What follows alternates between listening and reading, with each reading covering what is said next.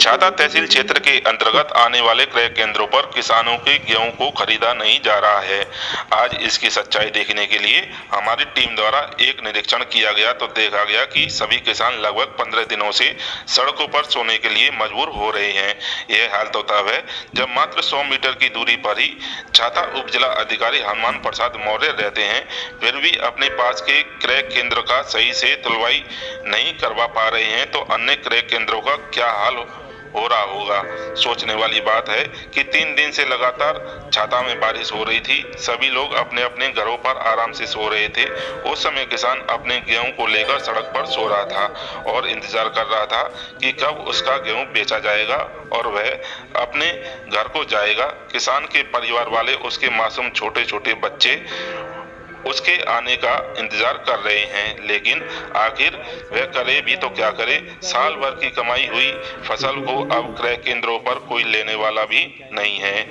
जबकि किसान से इस बारे में बात की गई तब उन्होंने बताया कि किसी भी क्रय केंद्र पर बारदाना उपलब्ध नहीं है। यह केवल जुमलेबाजी सरकार बनी हुई है जो बिल्कुल भी किसानों के हित में कार्य नहीं कर रही है। वैसे तो सरकार द्वारा किसानों के लिए बड़े बड़े दावे किए जाते हैं, लेकिन अगर जमीनी स्तर पर देखा जाए तो सभी दावे फेल नजर आते हैं।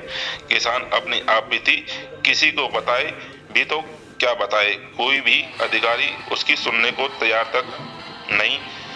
कभी किसान की फसल को ओले मार जाते हैं तो कभी उसकी फसल को बारिश मार जाती है। इन सब को देखते हुए किसान फिर भी जी रहा है, लेकिन उनके ऊपर भी कुछ राजनेता राजनीति कर जाते हैं, जो कि हमारे लिए बड़े दुख की बात है। वैसे तो किसानों को अन्नदाता कहा जाता है, लेकिन इसी अन्नदाता के ऊपर आज कितने जुल्म ढाए जा रहे हैं।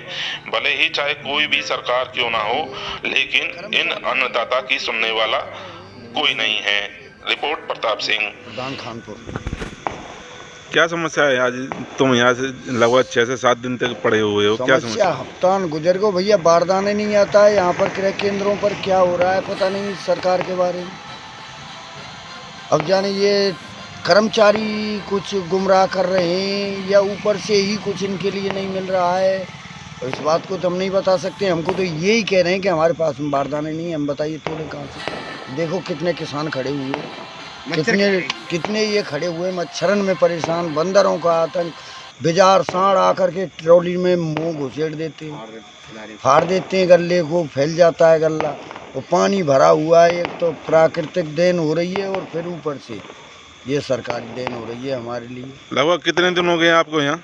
यहाँ एक हफ्ता 8-10 दिन हो गए। यहाँ हफ्ता 10 दिन हो गए। उच्च अधिकारियों से आपने कोई बातचीत की है इसमें? अधिकारियों से बातचीत करी है, हमने ऊपर आवेदन किया है, हमारे को बारदाना मिल जाएगा, हम आपको तेल चालू कर देंगे। अभी तो कोई कोई संतोषपूर्ण जवाब नहीं है हमारे लिए, न कोई यहाँ पर क्रय केंद्र पर कोई व्यवस्था हमको दिखाई दे रही है। आपका जो नंबर था वो लगभग कितने दिन पहले आया? नंबर मेरा 19 तारीख का नंबर था मेरा तो। खैर, और अभी तक आपका कोई नंबर नहीं है? नहीं, अभी कोई नंबर नहीं है। और फिर ये तो 19 तारीख क्या, ये तो बहुत टाइम से बैठे हुए। 12 तारीख को 12 तारीख का नंबर है, किसी का 8 तारीख का नंबर है। क्या लगता है आपको ये जो सरकार किसानों के साथ ऐसा कुछ कर रही है, इसके बारे में क्या कहना चाहिए? देखो, किसानों के साथ में तो गवर्नमेंट ये दुर्व्यवहार ही कर रही है। बाकी और जो भी कर रही है देश के बारे में, ये सब कुछ ठीक है, लेकिन किसानों के बारे में तो बिल्कुल अनदेखी है। इसमें कोई रियायत नहीं की जा रही किसानों के साथ में। धान की फसल है जो साली बिल्कुल बेकार नष्ट हो गई, उसको कोई रेट मिला नहीं आज तक किसानों को। अब ये गेहूं की फसल है, मारे किसान घूम रहे हैं, हम सब घूम रहे हैं। हम भी तो किसान हैं, हम कोई वैसे नहीं है कि हम कोई दुकानदार हों या भाई कोई और रोजगार हो हमारा भी खेती का ही काम है। लेकिन ये इसकी तो इतनी तो हो जानी चाहिए कि जब क्रय केंद्र पर ऑनलाइन नंबर लगा हुआ है तो वो भी तो गवर्नमेंट ने नंबर किसी हिसाब से लगाया है, उसके हिसाब से यहाँ पे बारदाना भी पहुँचना चाहिए, यहाँ पे टोल भी होनी चाहिए। क्या नाम है इस क्रय केंद्र का? क्रय केंद्र का नाम तो ये LSS छाता। हाँ, और पास में ही यहाँ SDM साहब का कार्यालय भी है।